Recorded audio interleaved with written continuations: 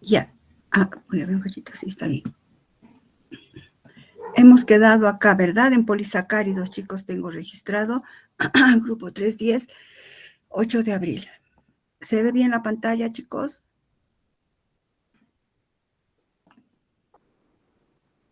Sí, doctora. Eso, gracias. Ya hemos visto entonces, ya hemos visto monosacáridos, también hemos visto disacáridos, y hemos visto la estructura de los más importantes disacáridos como la maltosa, la sacarosa. Hemos visto cómo se escribe, cómo es la estructura de la sacarosa. Eso sí tienen que saber, chicos, cómo se escribe la celobiosa y la lactosa, que vamos a ver en práctica, sobre todo para prácticas, no solo para prácticas de teoría también.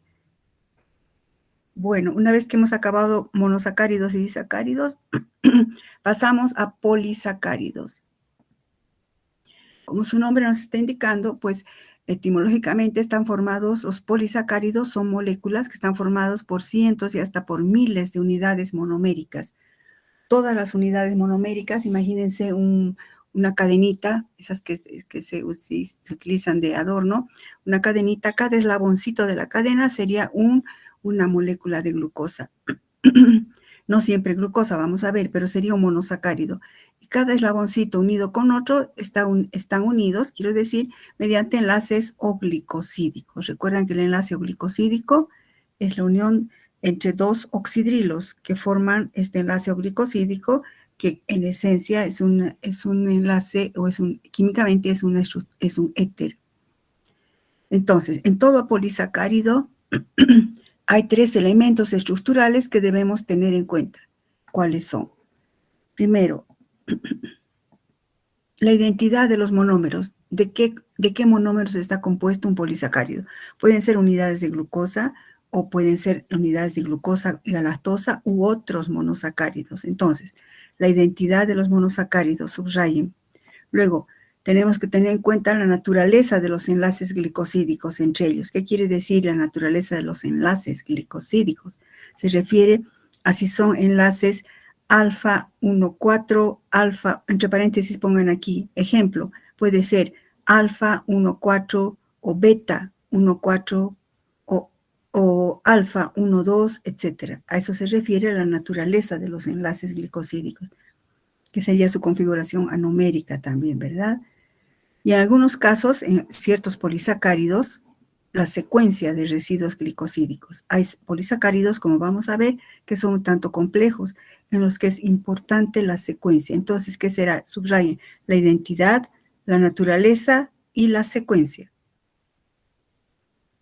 Los polisacáridos engloban a un grupo relativamente grande de biomoléculas. Y desde el punto de vista de la estructura y la función, los polisacáridos se clasifican en homopolisacáridos y en heteropolisacáridos. Etimológicamente, como su nombre indica, homo significa igual. Entonces, los homopolisacáridos están formados todos por residuos glicosílicos idénticos. Quiere decir, todos son, por lo general, todos son glucosa. A su vez, dentro de los homopolisacáridos hay una subclasificación. Ahí están los polisacáridos de reserva y los polisacáridos estructurales.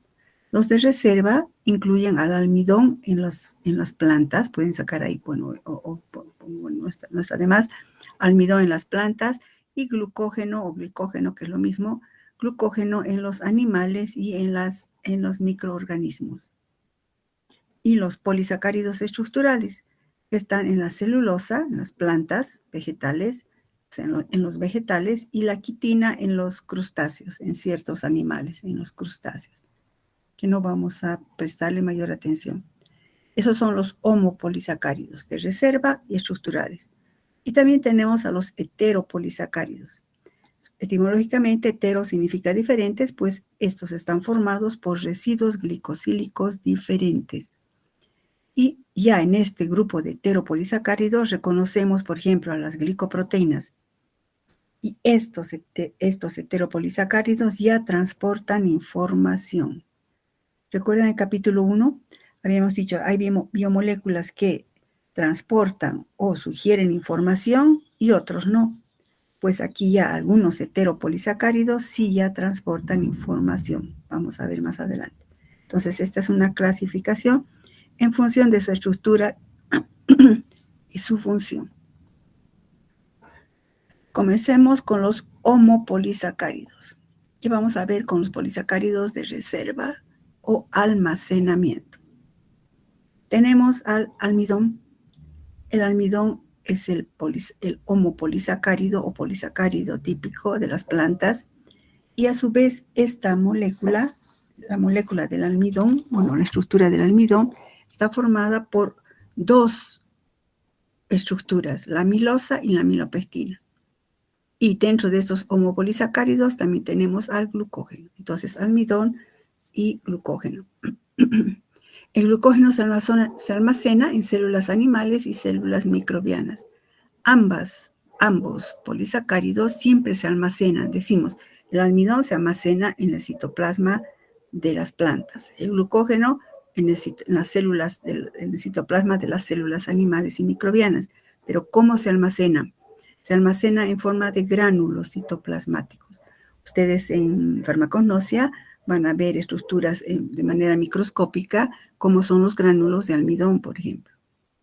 Bueno, empecemos con el almidón. Veamos a la amilosa y a la amilopectina. Hemos dicho que el almidón es una biomolécula, pero está formado por dos estructuras, la amilosa y la amilopectina. Se considera el almidón como la reserva nutricional de las plantas. Es un polímero homogéneo, por eso se llama homopolisacárido. Es un polímero de la alfa-D-glucosa, es decir, que todas sus unidades monoméricas son alfa-D-glucosa, subraye, polímero de alfa-D-glucosa. Y por eso también se lo llama alfa-glucano, es decir, un glucano, un polisacárido formado por solo moléculas de alfa-D-glucosa. Entonces, empecemos a ver una de las estructuras, la amilosa.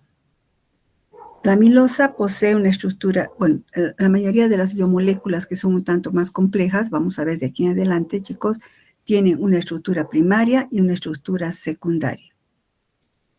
Subrayen estructura primaria, se refiere a la composición de sus residuos o componentes monoméricos.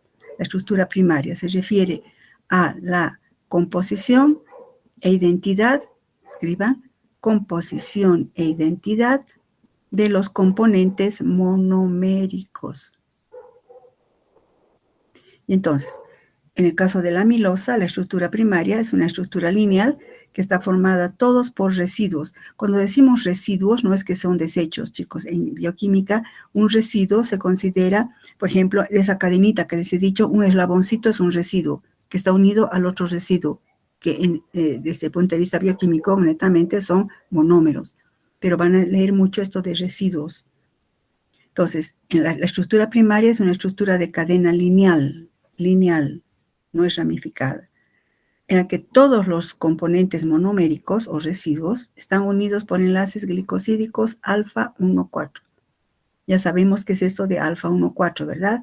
El oxidrilo de la posición 1 de un monómero se ha unido con el oxidrilo del carbono 4 del otro monómero. Y todos son alfa-D-glucosa, entonces. En cambio, su estructura secundaria, ¿a qué se refiere la estructura secundaria? Saca una flechita ahí. La estructura secundaria se refiere a una estructura tridimensional, es decir, en el espacio. Se refiere a la estructura tridimensional de la molécula. Si decimos tridimensional, es en el espacio. Entonces, la estructura de alfa-glucano de la amilosa tiene una conformación helicoidal espiralizada, como ven en esta figura. Entonces, fíjense, una alfa de glucosa está unido, fíjense mi cursor, a otra alfa de glucosa, esta a otra alfa de glucosa, esta a otra alfa de glucosa, unidos todos por enlace alfa 1,4. Pero lo que quiero que aquí vean es la estructura espiralizada, miren, va así, así, así. Objeto de, fíjense, es espiralizada para ocupar el menor espacio posible en el interior de la célula, porque esta es una larga cadena de glucosa.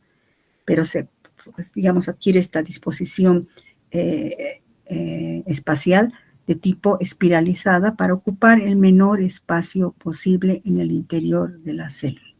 Repito, para ocupar el menor espacio posible en el interior de la célula. Esta sería esta misma, pero aquí yo lo he estirado un poquito para poder explicarles mejor. Fíjense la conformación helicoidal de la amilosa. Esta sería una glucosa, ¿verdad? Que está aquí ahora simbolizada en la representación de la estructura conformacional de Cilia. Este es el oxígeno, fíjense en mi cursor. Este es el carbono 1 o carbono anomérico. 1, 2, carbono 3, carbono 4. El carbono 4 de esta glucosa está unido con el mediante un enlace oglicosídico. Estos son los enlaces oglicosídicos. Están unidos con el oxidilo o con el carbono 1 de la siguiente glucosa. Por eso se llama enlace alfa 1, 4. Y el siguiente igual, el 1 de este con el 4 de este. Entonces, de esta molécula, el 4 con el 1 del siguiente. Y de esta misma molécula, el 4 con el 1 del siguiente y así sucesivamente. Por eso decimos que es una polialfa 1,4 de glucosa. El enlace 1,4 es este, pues es este, toditos estos, ¿no? Yo solo he puesto un círculo para simbolizar que es este y todos los N que haya. Este sería el extremo reductor. Recuerdan que hemos dicho cuando un monosacárido, disacárido, o realmente hasta poli no va, pero mono o disacárido, cuando es reductor, cuando tiene un carbono anomérico libre. Entonces, este es un extremo, este es el extremo reductor. Y en esta otra, si hacemos una imaginación de que esta es una estructura helicoidal, en el otro extremo estará el extremo no reductor. ¿Qué importancia tiene esto de que yo recalque que este es el extremo reductor y este es el extremo no reductor? Pues tiene una importancia crucial que vamos a ver ahorita. Extremo reductor, está claro porque este es el extremo reductor, ¿verdad, chicos? Si hay alguna pregunta, pueden usar el micrófono o levantar la mano.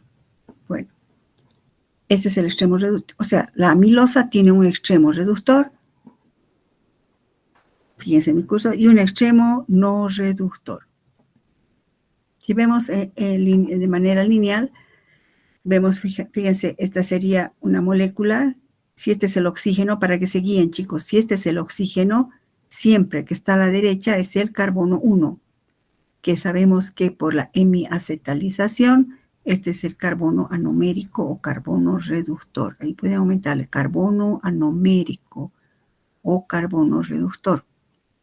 Y entonces 1, 2, 3, el 4 se une con el 1 de la siguiente molécula. En la posición 4 de esta con la 1 del siguiente y así. Y entonces, fíjense, este sería el extremo reductor. Si continuaríamos n veces, sería el extremo no reductor.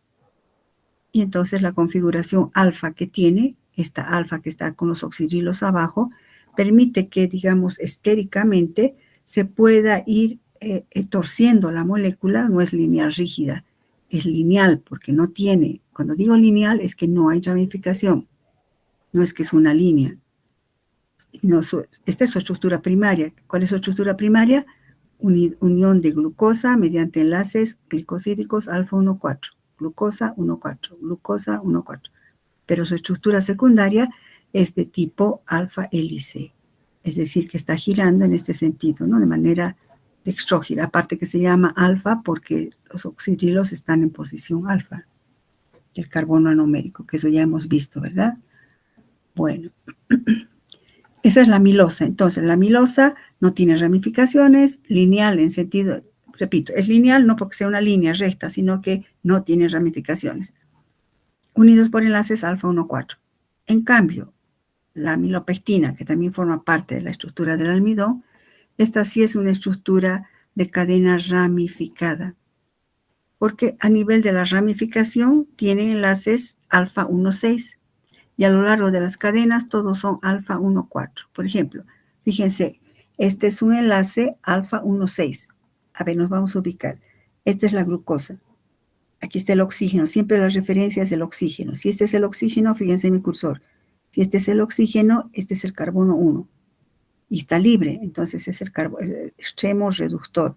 Si este es el 1, el 2, el 3 y el 4, se une con el 1 del siguiente, el 1, el 2, el 3, el 4, el 5, y de esta molécula el 6 se está uniendo con el carbono 1 mediante el enlace glicosídico con el carbono 1 de una ramificación. Y entonces el punto de ramificación, ponga ramificación, el punto de ramificación es el enlace alfa 1,6. ¿Está claro eso, verdad, chicos? El punto de ramificación es un enlace alfa 1,6. Y el resto son 1,4, 1,4, aquí mismo, 1,4, 1,4, 1,4. Entonces, esto nos estamos viendo que la amilopectina es una molécula ramificada. Entonces, en esta cadena ramificada podemos ver dos tipos de enlaces. El enlace de ramificación, que es alfa 1,6, y el enlace nomás de unión entre los monómeros, que es el enlace alfa 1,4. Todos son O-glicosídicos. Aquí podemos aumentar enlace O-glicosídico alfa 1,6. Y aquí, enlace O-glicosídico alfa 1,4, para que estudien, aunque estamos redundando, pero vale la pena. Enlace O-glicosídico alfa 1,4, repito, enlace O-glicosídico alfa 1,6. Esto sí tienen que saber, chicos. Yo les presento en el examen una estructura, les digo que me ubiquen el tipo de monómero, el tipo de enlace y la configuración anumérica, eso sí tienen que saber. Estamos en bioquímica estructural. Este será el extremo no reductor, ¿verdad? Y en cambio este que tiene carbono anomérico será el extremo reductor. Está claro, ¿verdad? Espero que sí. Un cachito. ¿Alguien está haciendo una pregunta? Dígame. Sí, doctora, buen día. Buen día. Doctora, mi consulta es entonces el enlace O-glicosídico alfa 1,6 va a ser la unión entre dos ramificaciones de monosacáridos que van a unirse el oxígeno de una de las cadenas del monosacárido con otra molécula. Ya, sería un punto de ramificación, no de dos ramificaciones, sino un punto de ramificación, donde surge una nueva cadena. Y luego por aquí, está bien, y más lejos va a aparecer otra cadena, otra ramificación, etcétera, etcétera. ¿Está claro, Silvia? Sí, doctora, entonces es un punto de ramificación, me dicen, ¿no ve? Exacto. Ya, gracias, doctora, esa era mi duda. No te preocupes, está bien. Entonces tenemos enlaces glicosídicos alfa 1,6, alfa 1,4. Pero aquí estoy simbolizando, como la pregunta de su compañera, no es que va a haber un solo enlace alfa 1,6, van a haber muchos enlaces alfa 1,6. Más o menos se representaría así. Fíjense, este será el extremo reductor, que sería este, y la amilopectina tiene varias ramificaciones. Ahorita, digamos, estaríamos viendo estito, que podría ser estito, pero luego la cadena es larga con varias ramificaciones. El punto final de las ramificaciones, como está aquí, serían los extremos no reductores, extremos no reductores. Entonces, pueden aumentar aquí. Entonces, en los círculos no pintados, o no sé si han impreso en color, en estos círculos vacíos, diríamos, todos son extremos no reductores. No reductor, no reductor, no reductor, no reductor. Vamos a ver por qué hago tanto énfasis en eso. Estos son los extremos no reductores.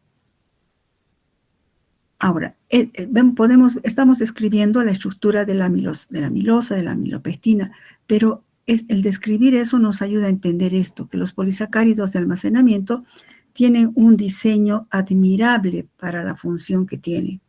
¿Recuerdan cuál es su función? Son polisacáridos de reserva, es decir, que acumulan las moléculas de glucosa para luego utilizarlas. Ustedes no sé si saben de biología, pero la glucosa es la primera fuente de energía que utilizan las células, tanto animales como vegetales, o microbianas también. Entonces, tienen un diseño admirable para su función. ¿Cuál es ese diseño? La conservación o almacenamiento de moléculas de glucosa.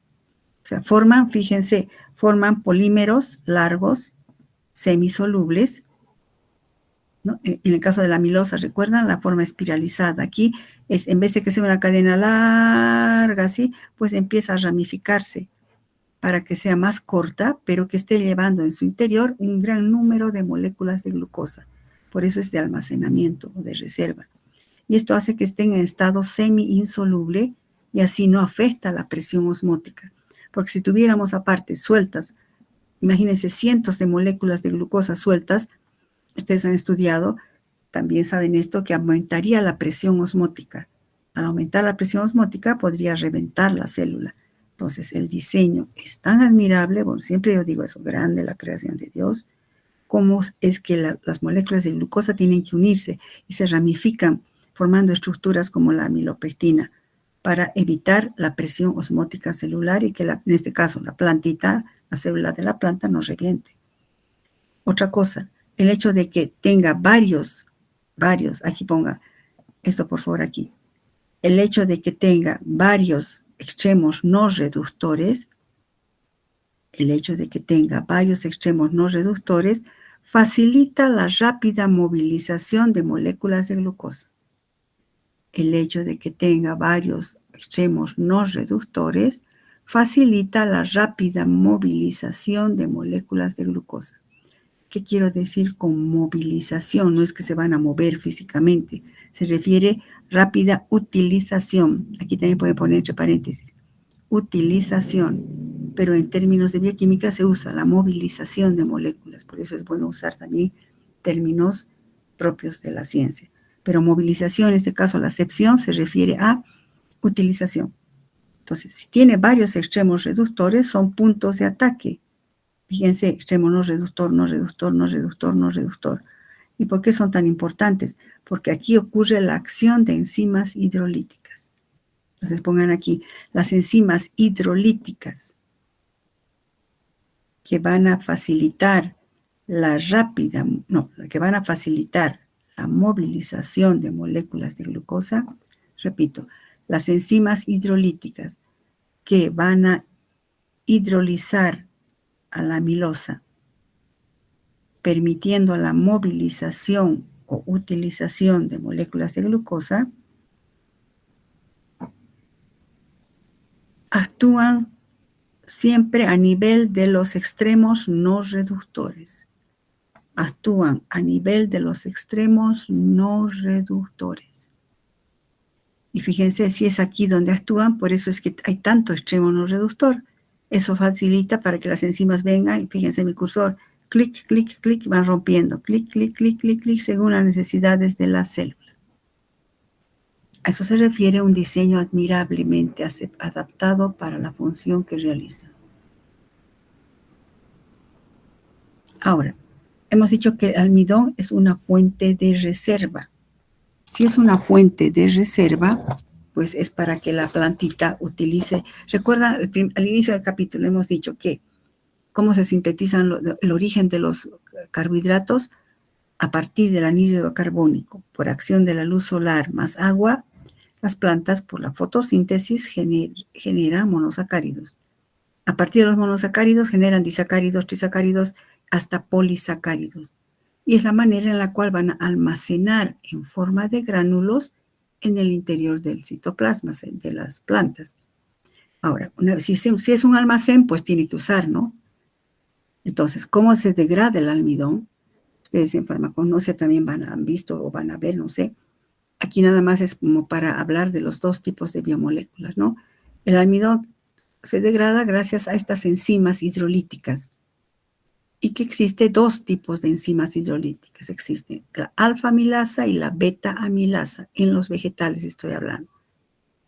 Ambas enzimas, tanto la alfa como la beta-amilasa, atacan a la fracción tanto de la amilosa como de la amilopectina, pero siempre a nivel de sus extremos no reductores.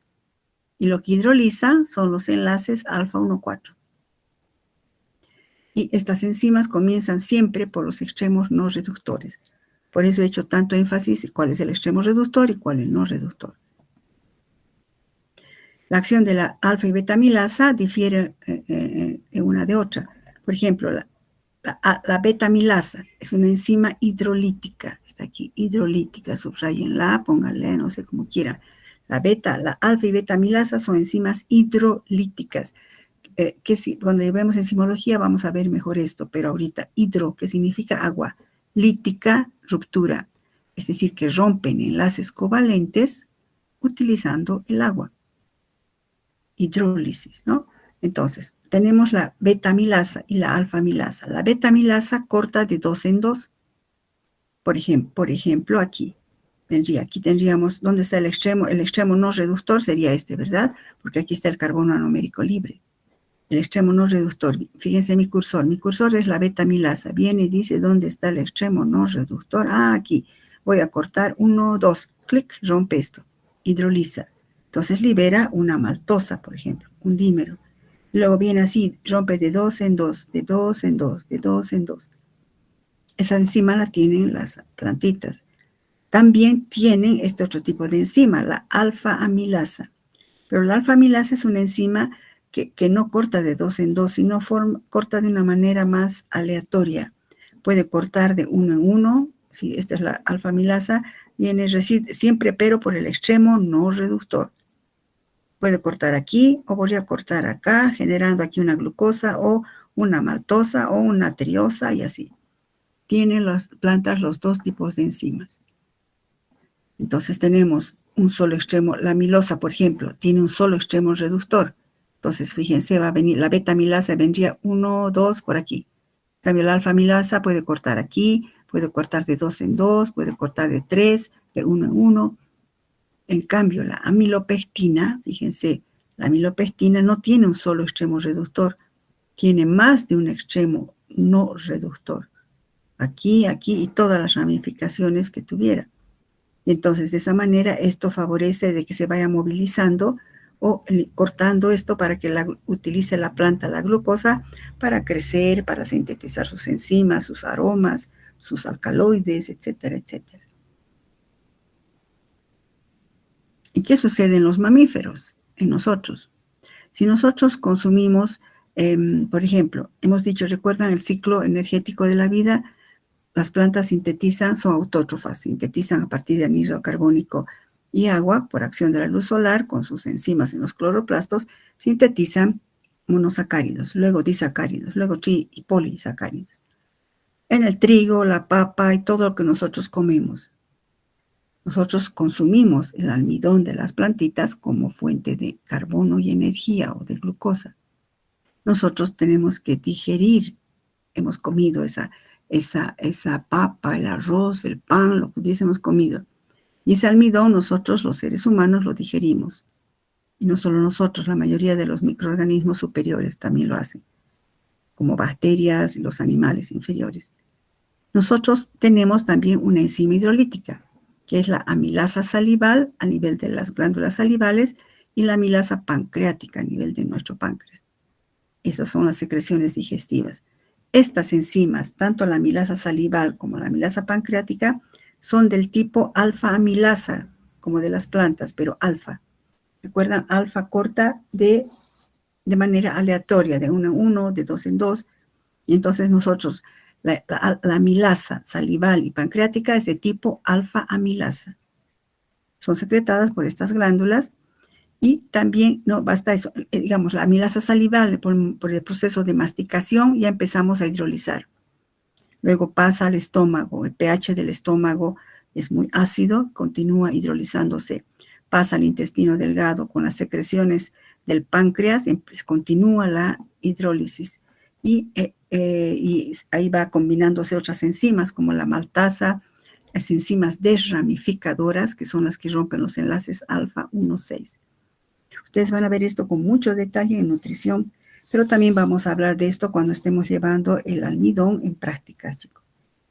Entonces, finalmente, o sea, fíjense, la conjunción de la amilasa salival en la masticación, luego el pH del estómago, luego la amilasa pancreática, la secreción de los jugos pancreáticos en el intestino, van degradando. Y tenemos además enzimas como la maltasa, que degrada la maltosa, y las enzimas desramificadoras, que rompen los enlaces alfa 1,6.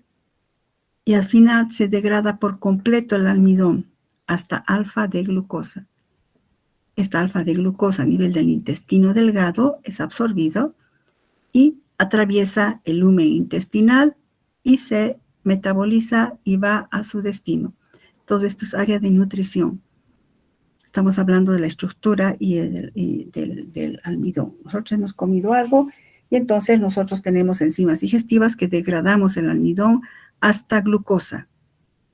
Esta glucosa atraviesa la pared intestinal y entra al torrente sanguíneo y el destino será según que necesite. Si una persona está haciendo ejercicios, pues cada célula va a necesitar esa glucosa para generar energía, ATP. O si no está haciendo ejercicio y está en un estado tanto de reposo, pues ese exceso de glucosa va a sintetizar glucógeno. Entonces, fíjense que el glucógeno tiene como origen las moléculas de glucógeno en el almidón que comemos y en lo que generan las plantitas. Entonces, de esa manera entramos a estudiar el glucógeno. Nosotros almacenamos glucosa, repito, la glucosa es la moneda, no la moneda, pero sí es la molécula que genera energía, la molécula central, diríamos, de donde convergen los carbohidratos para generar energía. Entonces, las células animales, entre ellas nuestras células, almacenan glucosa en forma de glucógeno. En los animales superiores, entre ellos nosotros, los gránulos de glucógeno abundan ¿dónde? ¿Dónde se acumula? Pues en el hígado y en el tejido muscular, por eso es subrayado ahí. ¿Dónde se acumula el glucógeno? Sobre todo en el hígado y en el tejido muscular, donde cumple funciones que vamos a ver enseguida. El glucógeno, entonces, cae en la categoría también de homopolisacárido, es decir, que está formado solo por moléculas de glucosa. Es un polímero muy grande, es ramificado. A diferencia del almidón, aquí no hay el lineal como la amilosa ni amilopectina. Aquí no. El glucógeno es totalmente ramificado. Sería muy parecido a la amilopectina. Está formado todos por unidades de glucosa, unidos todos por enlace alfa-1,4 glicosídicos.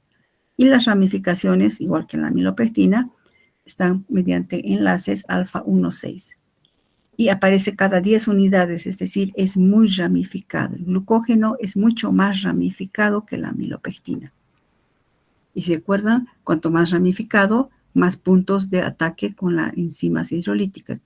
Y por eso es tan eficiente el glucógeno como molécula de reserva. Si vemos, esta sería la estructura del glucógeno. Su estructura básica, le llamamos, sería una maltosa. Fíjense, es de 2 en 2, ¿no? Esta es su estructura básica. Este es el glucógeno, no esto, cuidado, esta es la estructura básica, pero este es el glucógeno. ¿Qué reconocemos en esta estructura? Fíjense la ramificación. Vemos varios extremos no reductores. Extremos no reductores que están con los círculos. Y el extremo reductor podría ser este. Entonces, si es así, aquí tendría que haber un oxígeno, carbono anomérico. Y entonces, el 4 con el 1. El 4 de este con el 1 de este. El 4 de este con el 1 de esto. Y la ramificación sería 1,6 a este nivel. 1,6, 1,6, 1,6. Entonces, reconocemos que el glucógeno tiene esta estructura tipo ramificada. Se parecería un tanto a la estructura de la amilopectina, ¿verdad? Pero es mucho más ramificado. Repito, el glucógeno es más ramificado que la amilopectina. Desde ese punto de vista, es mucho más eficiente para la movilización de las moléculas de glucosa. ¿Por qué es más eficiente para la movilización de moléculas de glucosa, chicos? ¿Por qué digo eso? Digo, el glucógeno es una molécula más ramificada que la amilopectina. Por eso, el glucógeno es una molécula mucho más eficiente para la movilización de moléculas de glucosa. ¿Por qué es eso, chicos? ¿Quién me dice, chiquitos? Eric, dime. Porque tiene más puntos de ataque para las enzimas hidrolíticas. Exacto, eso mismo. Tiene más extremos no reductores, así digan, por favor, no puntos de ataque. que no está mal, está bien, pero digan, porque tiene, al ser más ramificado, tiene mayor número de extremos no reductores, ahí podemos decir que son puntos de ataque, como ha dicho su compañero, de las enzimas hidrolíticas y por eso se facilita la movilización. Muy bien, Eric. Bueno, entonces están entendiendo. ¿Cómo es la degradación del glucógeno? Esto es un poco más complejo, chicos. Vamos a quedar aquí. Cuando tengamos los dos periodos vamos a entender mucho mejor. Esta parte es bien interesante. Cuando se degrada, cómo se degrada el glucógeno. No es, digamos, competencia de bioquímica 1 que nos pongamos a ver metabolismo del glucógeno. Pero, para que vean la importancia de estudiar la estructura, que es el tema de bioquímica 1, vamos a echarle una miradita, como quien dice, nos vamos a acercar a la puerta de bioquímica 2 y vamos a mirar de ahí para ver, por esto es importante que yo aprenda la estructura. Vamos a quedar acá, chicos, mañana continuamos. Mañana continuaríamos. Tenemos 2 periodos, ¿verdad? Listo, chicos. ¿Hay alguna pregunta?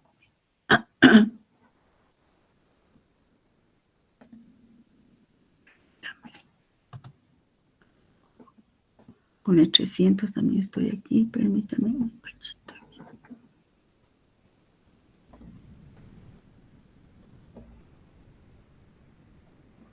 Voy a anotar, si no me olvido.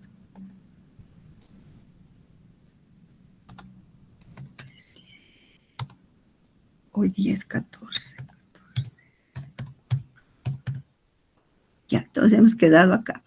Repasen, repasen, por favor, chicos, lo que pueda, no lo que pueda, pero no un cachito, no estoy concentrado, un cachito, voy a colocar acá.